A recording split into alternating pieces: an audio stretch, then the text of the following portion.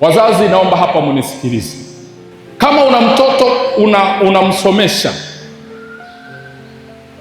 na huyo mtoto ada yake ni milioni 2, hakikisha kila muhula unapolipa ada ya huyo mtoto, hakikisha unachukua 10% ya ile ada, au unatafuta 10% ya ile ada uliolipa shuleni, na hiyo 10% unapoipata unakuja kuitoa kama sadaka ya kulinda masomo ya watoto wako.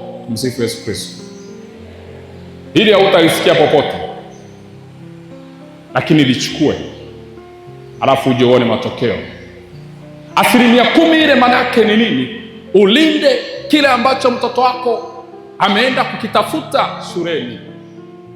Brother, usikae vivi huko shuleni, watoto wanarogwa huko shuleni, hatima za watu zinapotezwa huko shuleni, watoto ndoto zao zinapotezwa huko shuleni, watoto nyota zao zinaibiwa, vibali vyao vinaibiwa.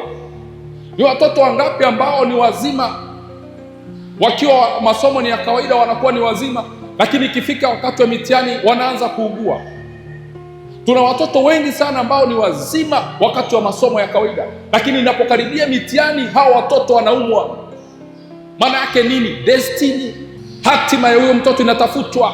Maana yake kwenye ulimwengu wa kiroho shetani anakuwa ameona kabisa kwamba huyu kitakachosababisha atoboe kwenye maisha yake ni elimu. Sasa tunafanyaje ili hii elimu asifike popote kwenye hii elimu?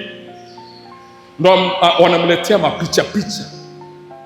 Mtu alikuwa na akili nyingi sana, mtoto alikuwa na akili nyingi sana, suddenly anaanza kuboroga destiny.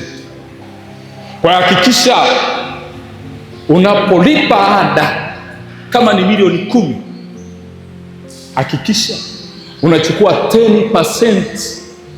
Tafuta kokote utakapoitafuta,